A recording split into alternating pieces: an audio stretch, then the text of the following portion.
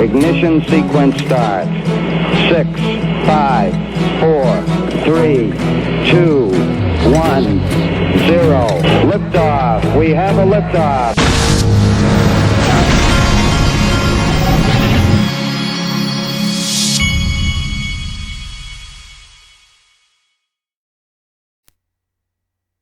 Hey everybody, this is the Digital Asset Investor, and there are two things that you need to know right out of the gate. The first is that this is one of those videos where you might have your mind blown by the end. And the second thing is that as I do this video, I'm having the second huge pine tree cut down in my backyard. The pine beetles got to the first one. We cut that one down about a month ago.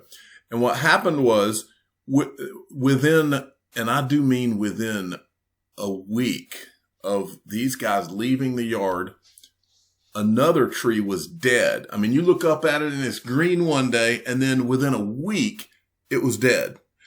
Just like that. And so they got to one tree. So now I'm having to treat all the trees around these things and cut another one down. Pretty pricey too. These are big Georgia pine trees. So if you hear anything hit a roof or you hear anything, a chainsaw, that's what's going on. Now, this video is going to be an eye-opener for you, so get ready. All right, Mr. B XRP had tweeted this out, and this is something that you should all give Coinbase a very hard time about because they have not weighed in on the Flare networks and whether they're going to support the Spark token drop. Mr. B says, Coinbase, are you a hard no on cooperating with Flare networks on the Spark token drop, or is it being considered? Inquiring customers need to know. Thank you. And I think that he makes a very good point. And this doesn't mean we have to go and harass Coinbase, but they do owe their customers an answer to this question. I mean, that's pretty common sense. The customer is always right. 1, 2, 3. If that's even a rule anymore in this crazy world we live in. Now, Heo Seiko Carmona sent me something very interesting. I thought everybody on this Monday would like to see a walkthrough of this. This $40 million Gulfstream private jet can be bought using Bitcoin as aircraft sales firms attempt to lure international buyers. Take a look inside. I thought you might like to take a look inside of this private jet that you could buy with Bitcoin and probably, I'm sure, at XRP at some point too. I will not be buying a private jet. I would lease one if I was going to do that. But I thought it's always fun to look inside of one of these things and see what it would be like. I haven't even looked at all these pictures yet. Let's see what we got. This would be you if you've just flown to your mountain resort. They've got your dinner all laid out. Let's see. Okay. That's about it, I guess. All right. No, it's not. Let's go back. So you'll have a TV in your private jet. What else? These pictures are taking a second to load. All right. Looks very nice. I could get used to that. All right. I'm going to get rid of this because it is doing a drain on my computer here. Okay. I thought this was an interesting tweet from Yoshitaka Katao of SBI Holdings, who's also on Ripple's board of directors. SBI considers withdrawal from Hong Kong due to the decline in the status of the financial hub.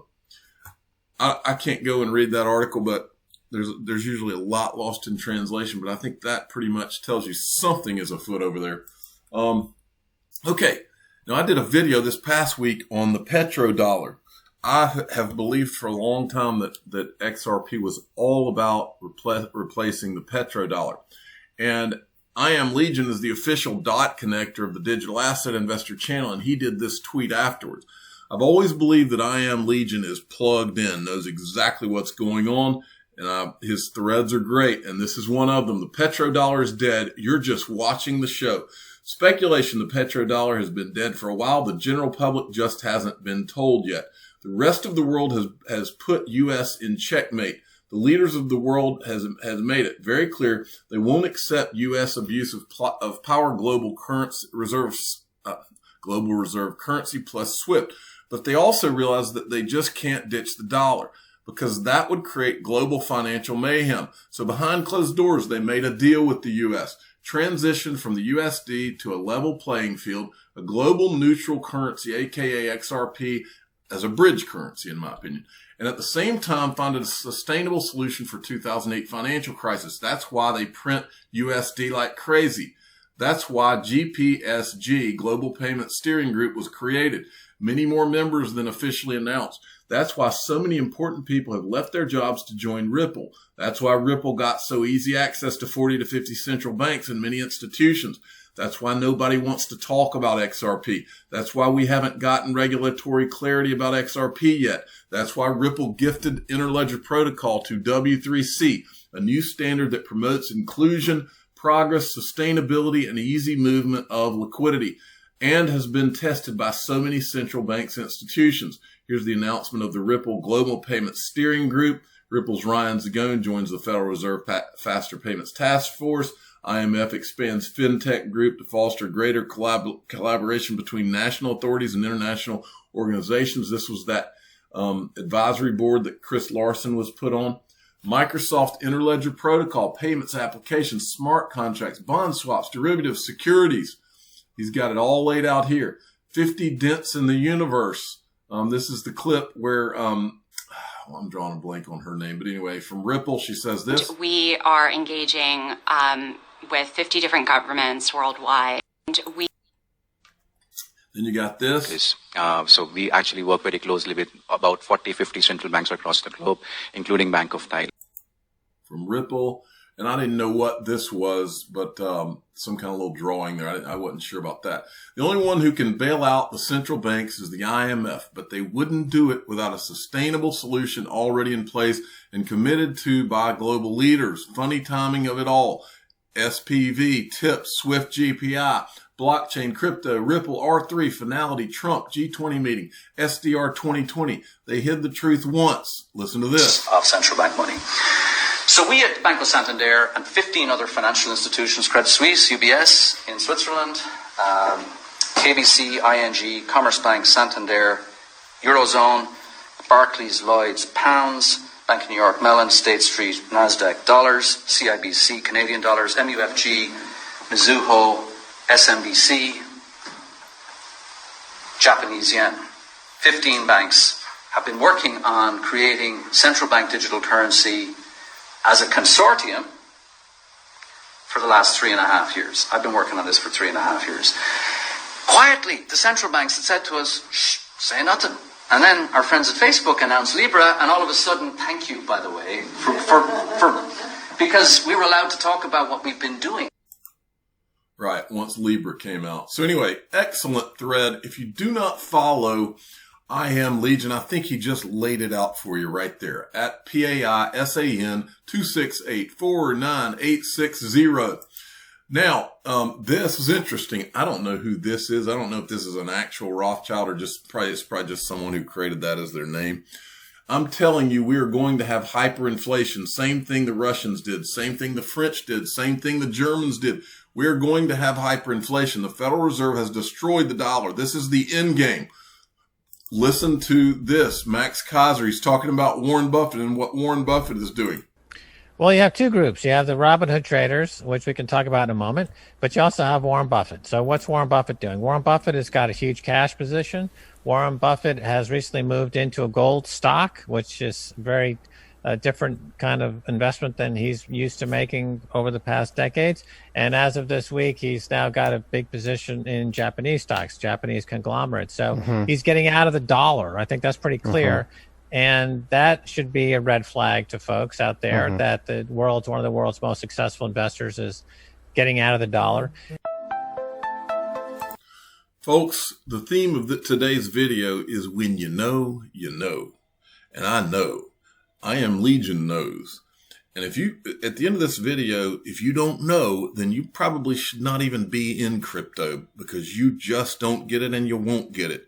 Because when you know, folks. And I'm just telling you, I've been studying this for 7 years now.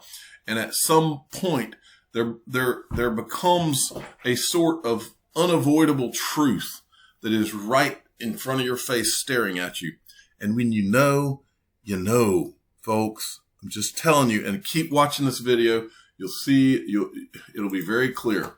Okay, this guy says, remember, and on this, I'm not saying that he's right, but there's some interesting things that came out of this. Remember those times XRP glitched at 7,200 to 9,800 and Bitcoin glitched at 18 cents? Never forget. That's the truth. Oh yeah, I do. And this person's showing a screenshot of their screen where their portfolio is worth 48 million because of the glitch, I guess. Now, look at this. This was a reply in this thread. Okay. This was a reply. Okay. Here's the guy that spoke to David at last year's Swell conference. And this is what was discussed. And many of you have never seen this. This is, from Mr. B, and you should go give him a follow, Mr. B XRP on, give him a subscribe on YouTube. They're talking about the 650 mark in this video that he did. And this is when he's relaying when he talked to David Schwartz. I was actually standing beside him in the room when he talked to him. I'm going to go back to David Schwartz. David Schwartz he's famously said that XRP needs to be at a higher price, because at a higher price, people will have to buy and sell less of it to move money. So he has said it very clearly. Also, he said to me in Singapore, face-to-face, nose-to-nose, toes-to-toes, and I've said this before, and for the people that are new to my channel, I had a conversation with David Schwartz and talked about a lot of things. And one of the things I asked him about was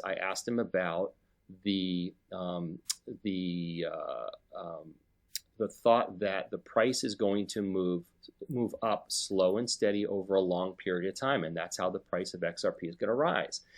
And I said to him, or are all of the financial institutions just going to come off the bench at the same time and get in the game? And David looked at me and he said, here's the problem, and this is nearly a quote. I'm going to do the best I can, but I'm almost going to nail it perfectly. And by the way, it was a long trip to Singapore and I was wiped out. But he said to me, the problem with slow and steady is when investors see the price move up slow and steady, they're going to jump in and buy it up, and it won't stay slow and steady for long. Now, not an exact quote, but pretty darn close. Okay. So I think this is fantastic. I think now some of you are going to say, well, wait a second, they can't, well, first of all, people have been saying that Ripple has been controlling the price of XRP for years, and they've been under attack. Okay. And the truth is, in some regards, they do have an effect on the value, on controlling the fluctuation of the value by buying up XRP. Now, people will say, wait, that's got to be illegal. That's illegal. They can't do that. Well, apparently it's not. If they're buying up on the secondary market, right, to minimize cost and risk for customers, what they're doing is perfectly legal. So for those of you that think it's illegal, it's obviously not. They're doing it for good reason. And apparently it's okay. So listen, I wanted to share my... Okay, so that's a very interesting clip, and we've seen some interesting tweets coming out of David Schwartz lately too. This person said, this XRP girl, let's see, I don't follow this person, I'll follow him. I think Joel Katz gave clear hint that the system is finally ready and the XRP rocket in the second picture is about to launch soon. These are a couple of tweets he's tweeted recently. I found this picture in my camera. I think I was trying to catch something outside and got a reflection of light, but I'm not sure. Any guesses, wrong answers, okay. David Schwartz is great at tweaking all of us out here. 20 kilowatt generator and automatic transfer system finally good to go. Your move, PG&E. Everybody always thinks David Schwartz is doing is giving us some kind of hints, and I think he just gets a kick out of toying with the people on Twitter. Now, this is where things get really interesting, folks. Okay, this is a tweet from XRP Crypto Wolf. Ripple strategic advisor Zoe Cruz discusses crypto as a new asset class in the context of global asset allocation. Strategic advisor to Ripple CEO Brad Garlinghouse and former co-president of Morgan Stanley discusses cryptocurrency in traditional portfolios. I have got several clips of what this woman said. All right. This woman is sharp. Okay. When I get done playing you these clips, if this is a board member at Ripple. If this doesn't all come together for you, you're never going to get it. And you're probably going to lose out on something that's about to change the entire world and financial world as we know it.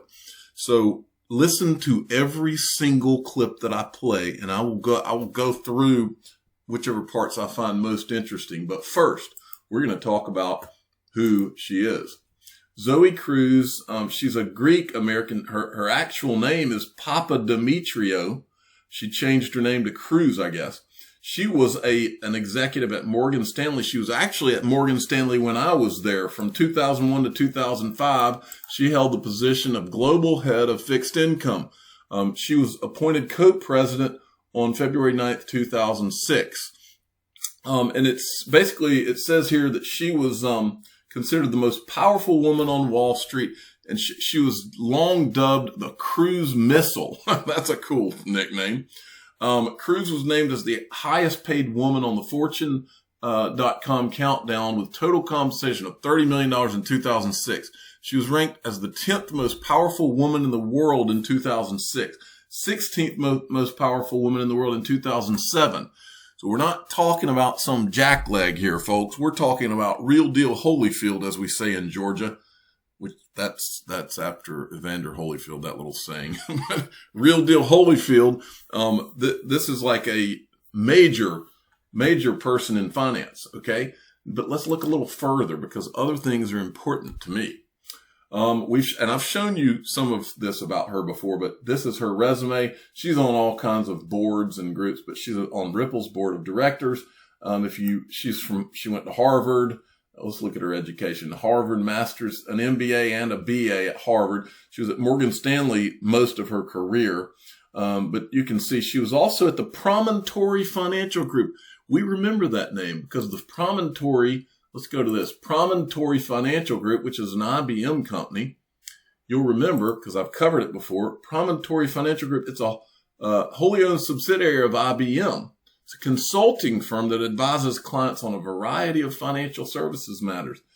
Approximately 170 of the consultants working for Promontory were former employees of authorities in financial supervision. The news media has sometimes referred to Promontory as a shadow regulator for Wall Street. That caught my attention. Okay. Now, it also mentions on her LinkedIn that she is, what is this? Member of the Advisory Council, Harvard Kennedy School at Harvard. I decided I would look at that council and you will see that she is right here. Lists her as being from Promontory Financial Group. As you go down the page, you'll see all kinds of, the first person on the list is formerly from BlackRock, Ambassadors, Credit Suisse, PIMCO, Berkshire Partners, you name it, they're on the list here, folks. UBS, all sorts of names are in this list. These are powerful people. I like this name. I wonder if Zoe Cruz ever talks to Lynn Forrester de Rothschild, E.L. Rothschild, LLC. I'm sure they've had conversations, right? Okay, so you'll see that this lady is no schlub. But back to the fact that she worked at Promontory Financial Group. If you do a Google search for Ripple Promontory, right? Greg Kidd was also at Promontory, one of the first 10 employees at Ripple. Antoinette O'Gorman, Chief Compliance Officer from Ripple. I don't know if she's there anymore because I think she's now at, where? PolySign. She is at PolySign now. Zoe Cruz comes up. Colleen Dempsey, Chief of Staff, Ripple. Not sure who this is. Karen Gifford was also, who was one of the first legal counsel, I believe, at Ripple, or in charge of regulatory something or other. She also came from Promontory and was with a lot of these people were also with the Federal Reserve and those types of places. Now, let's go back to the video. It's time for you to hear some of what Zoe Cruz has to say. And I'm sorry this video is going to be a long one, but it's worth it. Forward to how I entered this business, as I was approached for board positions, most of them were to be a board member of major global commercial banks. And I said, I've been there, I've done that, I have zero interest. I want funky new ideas. So when the headhunter called about Ripple, I said, I like the blockchain technology part of this, but this crypto world, Bitcoin, I don't really believe in that stuff. And I'm glad I took the call and I met the executives at Ripple.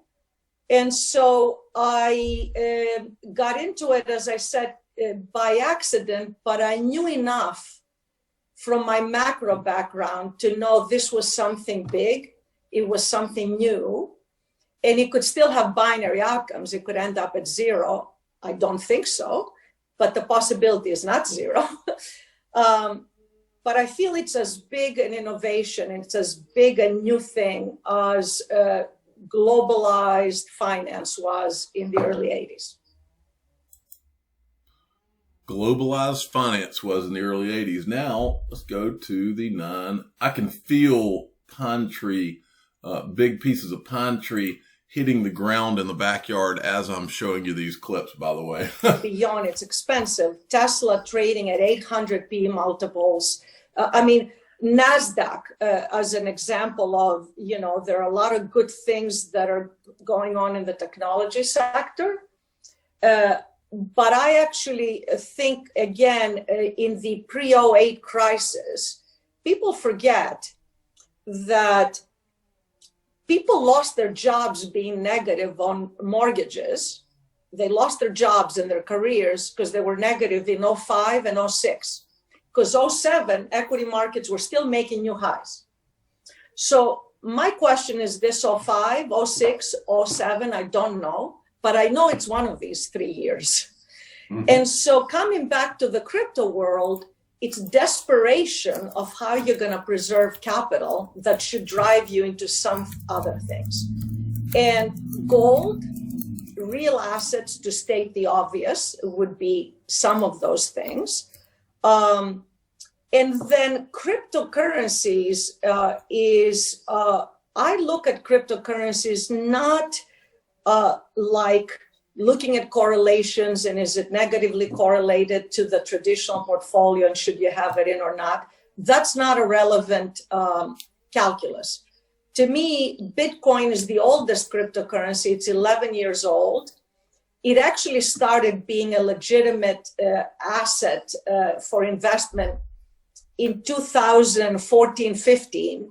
I don't know what data you'd be looking at that's relevant to that.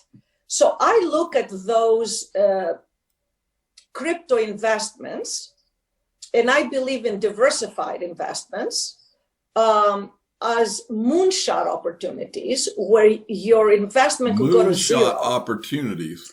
Or you could make 100x if that world continues to grow. So with moonshot opportunities, as you know, you don't want to put your kids' education on the line, but it is rational. It is rational to actually have 1 to 5%. And if you really believe in the stagflation environment, 10% maybe, into that world, but not just Bitcoin and not just XRP, but the top contenders. Yeah, that leads me to my next question, actually. So, we do talk a little bit about, you talked so far about cryptocurrencies as an asset class, but we know that, there are, I would say, zillions of cryptocurrencies around. And so, the obvious one is everybody talks about Bitcoin, but there is Ether, there is Ripple, XRP, So are you, when you diversify, because some might have, I think most people would agree that Bitcoin is kind of the lead example, but may not be the only one. And so are you also thinking about diversifying within that group, or are you sticking to one? So diversifying within that group. So the first step is a two-step diversification. First step, diversifying from traditional asset classes. Right. And then the second, once you decide what is your risk profile, whether it's 3% or 10%, it doesn't matter. Diversify within that asset class of the top 5 to 10 crypto assets, cryptocurrencies. And to me, saying I'm only going to put Bitcoin, I'm only going to invest in Bitcoin because it's the current winner, or the digital gold, as they call it, is equivalent to say that in the early 2000s, you're only going to invest in one internet stock. And I don't need to tell you whether it's social media. Facebook didn't exist by and large. I mean, Netscape was the browser of choice with 75% market share. Google is the leader now, and Netscape doesn't exist. So to me, it's the equivalent thing. I don't know. There will be winners and losers, but I wouldn't want to have Bitcoin end up being the Netscape of your investment opportunity. And again, the way I look at that diversification, each of those currencies was designed differently. It has underbellies, all of them do, but it also has clear winner characteristics in the alley that they chose to compete in. So Bitcoin is the digital gold. So when I talk about diversifying, it's the idiosyncratic risk of that particular cryptocurrency. So the pluses and the minuses of Bitcoin, digital gold, the oldest, it made a lot of people rich.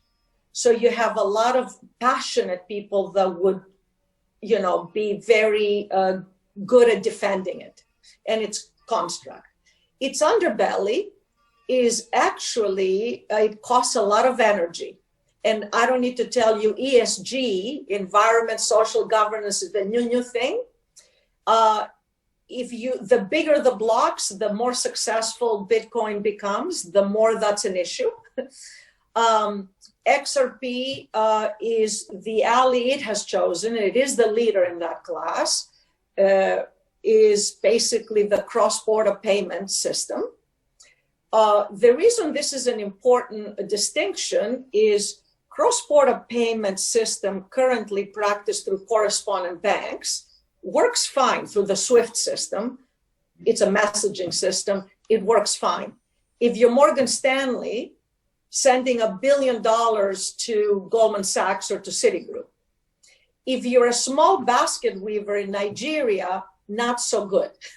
So the cross-border payment system, where XRP was designed for rapid, literally instantaneous, nanosecond transaction time for very high volume, low value business, where you can send $200 to the woman in Nigeria. That's an idiosyncratic plus. Its minus is it has a lot of concentrated holdings in Ripple, the place I advise, where 50% of all the coins minted are on the balance sheet. Pay close attention to that. Again, Ethereum. Ethereum is a very successful currency. She just mentioned that Ripple's main weakness is that 50% of the XRP is on Ripple's balance sheet. I'm here to tell you that weakness is going to be taken away. I don't know how they're going to do it, but I'm here to tell you, and I'll expound on that in a minute. Its alley is smart contracts. There are a lot of very smart people actually coding and doing a lot of building beautiful things on smart contracts on Ethereum. So I would look at these currencies as a VC investment, a surrogate for a VC venture capital investment, without the fees and without the intermediaries. And as you know from VC investments, you're very, very good if you have 2 moonshots and 8 of them go to nothing. So that's how I view that world. I like that actually, because indeed you. Yep, that's a good point. Okay, moving along, I'm going to the 18. The new gold, or would you shy away from that statement? No, not at all. Yes, in fact, as I said earlier, in its design and its the way it has a passionate group of people who will preserve its value, because the more you have vested interest, the more you will try to preserve its value. But that actually doesn't say, to me, I invested my own personal wealth and others. Asset allocation was how I made my career. I never owned gold up until last year. Didn't, because I don't believe in negative carry investments, which gold is, but something big in the macro world. So they're not mutually exclusive things. They're not either you invest in Bitcoin or you invest in gold. You invest in both for different reasons. For me, gold, when you are talking about, we've all of us lost actually a sense of what is egregious and what is, me included. To me, we're printing money in the trillions with an S, trillions. We have a Republican government that is printing more with a $3 trillion budget deficit and interest rates at 0. Right. So they're pushing on a string here. And so I feel, and I'm doing a lot of reading on the Weimar Republic, where the Deutschmark was good, and then it wasn't. And it wasn't good by a lot. And so for me, gold has a very real place in a world that's falling apart. I think stagflation is a very real scenario. And people are very US focused because, I mean, India and China, I would argue, is already in a stagflation environment. They both have inflation and their economies aren't growing. In the US, I feel we have measurement issues with the way we measure inflation. But the purchasing power of your average middle-class American, never mind lower middle-class American, where the food and rent is where they spend half of their disposable income, for them, inflation isn't 1.6% if you went to the supermarket lately. So we are going to have, I believe, a stagflation world where you should have gold more than you ever felt comfortable, because for me, a lot of portfolio managers with fiduciary responsibilities think that I want to be risk averse. But in this environment, the ultimate risk is not taking any risk at all. That's the new thing. The fact that you're piling in to 30-year money at 1%, to me, that's the ultimate risk that you're putting your portfolio to. Your mentioning of the Weimar Republic is scary. I'm sorry. Listen to this. And I'll tell you an anecdote why. When I was an undergraduate, I had a fairly old gentleman who lived through the German hyperinflation when he was himself a youngster. And he told the story that people would go to a bar at night and order all the beer for the entire night at the beginning of the night, because by the end of the night, the beer was substantially more expensive. But anyway, that. All right, now to the, I mean, this woman she is laying out pretty much everything we've all been saying for you right here, folks. I mean, she is laying it down. Will never go away. I believe that there are two very powerful monetary policies for any sovereign nation, fiscal and monetary policy. They will never give up control of that. What they've done, though, is say, crypto to crypto, knock your socks off. If you want to basically agree, because remember, Bitcoin was created to bypass, to not have fiat currencies be necessary. So it's basically being able to do barter economy using the Bitcoin as a bridge currency or XRP as a bridge currency. What they've said is crypto to crypto, knock your socks off. You want to lose all your money, be my guest. Where they're very keen, and I think they will win that game, is the on and off ramps of fiat to crypto and crypto to fiat.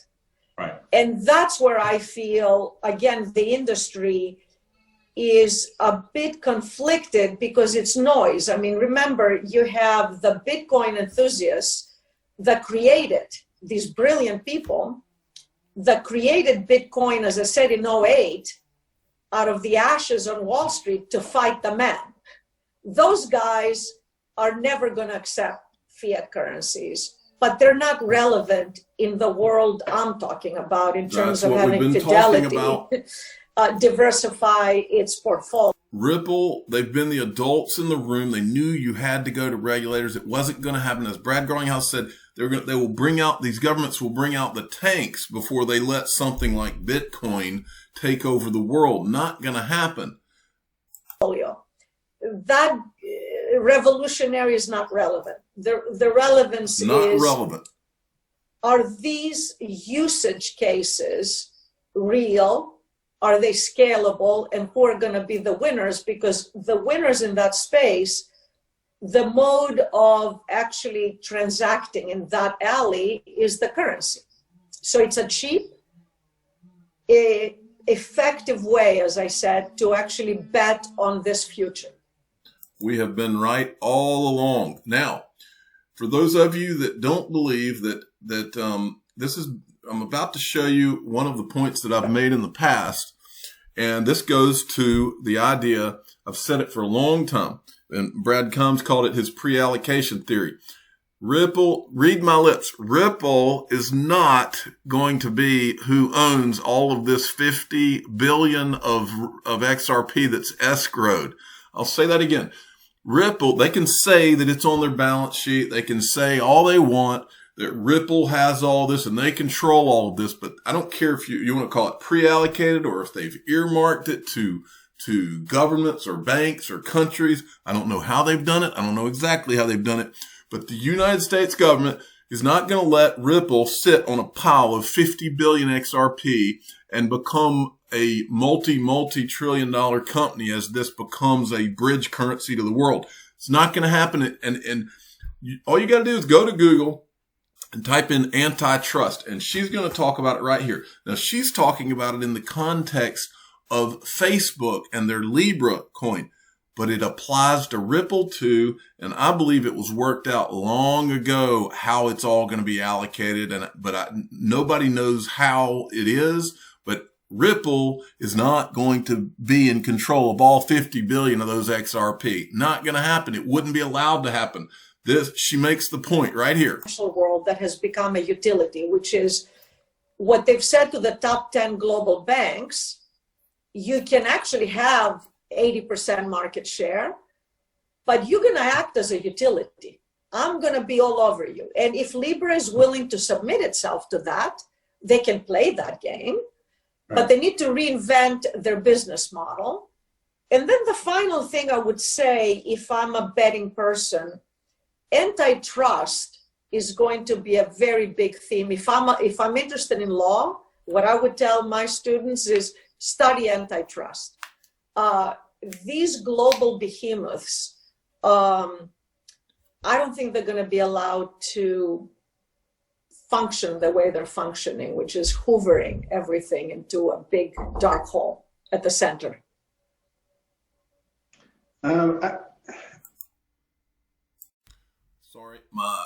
Sorry, my son was interrupting me as he knows not to do. So anyway, all right. Now, I want to go to, yes, this will be the last clip, but I want to reiterate the point here.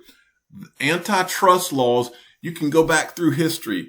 Microsoft, I'm drawing a blank on some examples, but anyway, Microsoft, any of these companies, anytime they get too big, the government will break them up before they get the power of a small country or even a large country. In some cases, they are not going to be allowed to control a bridge currency and have trillions and trillions of dollars at their disposal. You watch. The history books will prove me right on that one. There's not a doubt in my mind about that.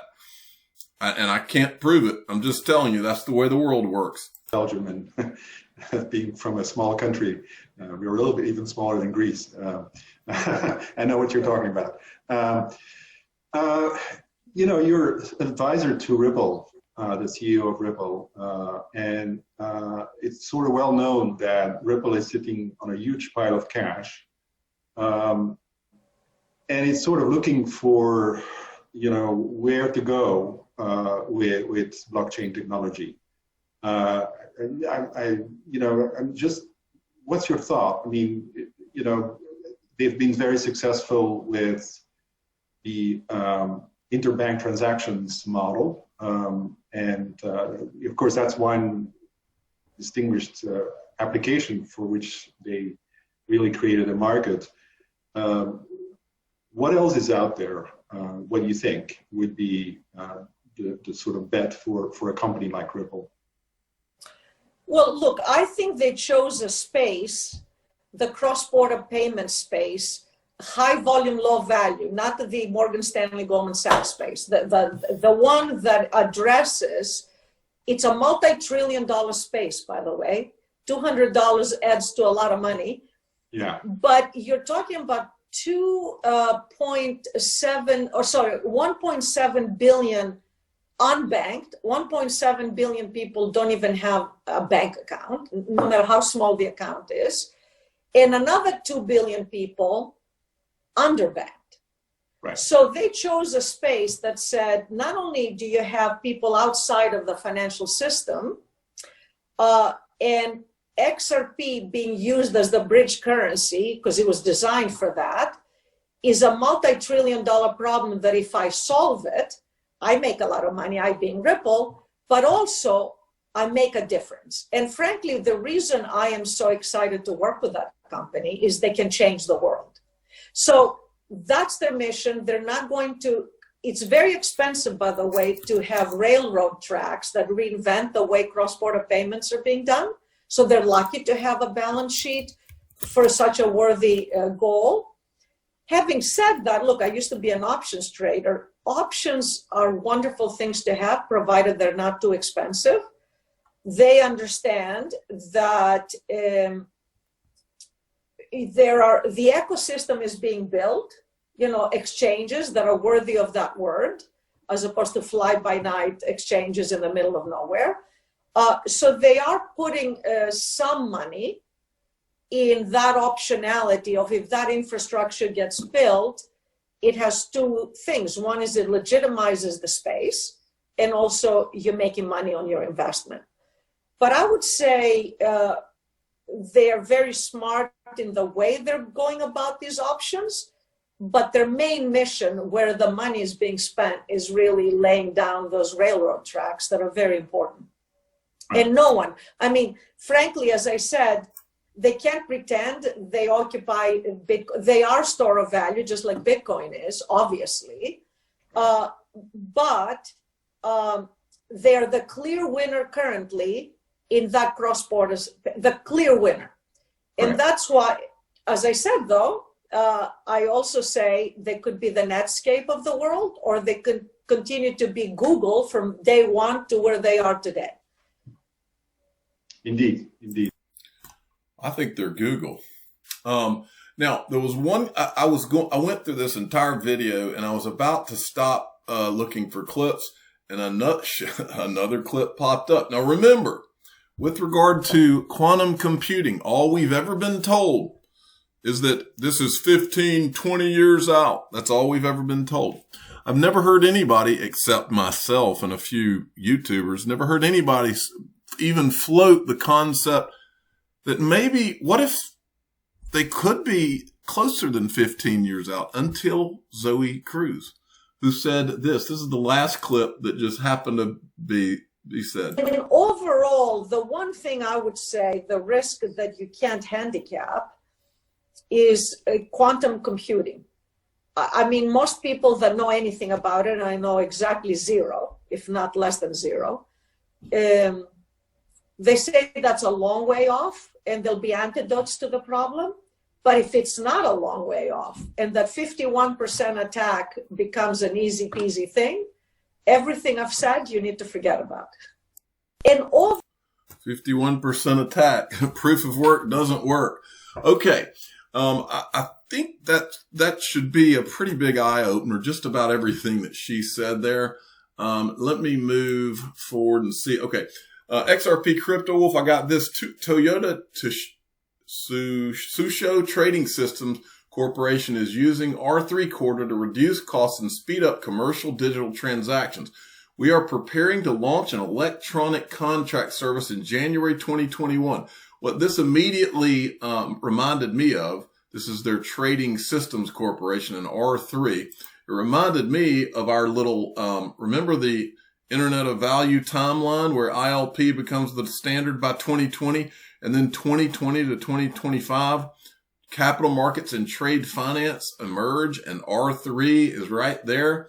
Well, that's what this trading R3 reminded me of this. They said 2020 to 2025. So 2021 is when they're going to go live. Looks like it's right in line with the timeline. Now, just out of curiosity, I saw this clip right here, and so I wanted to show it to you. This is Donald Trump said this, and I was like, whoa, this guy is really trying to tweak some people. Now listen to this. And after we win 4 more years, we'll ask for maybe another 4 or so. I mean, this guy loves to toy with the Democrats. Okay, XRP Crypto Wolf is hiring a senior DevOps engineer. And I just want to point this one thing out to you. The part here where it says, today the world sends more than 155 trillion across borders, and pointing out that that's still what they're focused on. Okay, I've been telling you about unstoppable domains. This, the link to, if you want to go get your own unstoppable domains, it's in the description of every video I do. But I wanted to tell you about this. I asked if anybody wanted to let me know about some domains that they've bought, and here's some ideas. These are some that people that listen to me have bought. Triptospace.crypto, shopxrp.crypto, ripplenetbank.crypto, ripplenetbanking.crypto, buy Apple now, buy insurance now, buy tickets now, get on the blockchain, get blockchain, the money store, buy Tesla now, bucksfootball.crypto, ravensfootball.crypto, buy goldsilvercrypto.crypto, carsandtrucks.crypto, the ufootball.crypto, NY, New York football, Giants.crypto. And so these people are buying these, and I wanted to make you aware. For those of you that don't know, I've also included in the link of this video a link to OpenSea. Now this, once you buy unstoppable domains, you can turn around and you can put those domains up for sale on the secondary market at OpenSea. And I put a link to OpenSea if you want to either go and sell your domains, or if you want to go and you can bid on, or you can make an offer on other people. Like the domains I just showed you, a lot of these have been put on OpenSea, and you can go and bid on those or make an offer, that type of thing. So go check it out. The links to OpenSea and to Unstoppable Domains are in the description of every video I do. I'm the digital asset investor. I'm not an investment advisor. This is for entertainment purposes only. Please subscribe, hit the like button, tell your friends and family to go check out Unstoppable Domains and OpenSea. And pass this video along, because I think it should be an eye-opener. Thanks for watching. Every day, billions of people around the world are mocked, ridiculed, laughed at, and embarrassed by their friends, family, and even strangers. These people go through their days knowing there are secrets being kept from them. They hear the faint whispers behind closed doors. The information and knowledge is held very close and only shared with others who were fortunate enough to find out. Feeling lost, rejected, and ostracized, these people give up, never finding out what digital assets the digital asset investor holds. But there is hope. Join the free Digital Asset Investor email newsletter and find out what digital assets he owns each month, including investments he's considering. Click the link in the description of this video, or go to digitalassetinvestornewsletter.com. Put an end to your days of gloom and depression. Join the greatest free digital asset email newsletter ever created.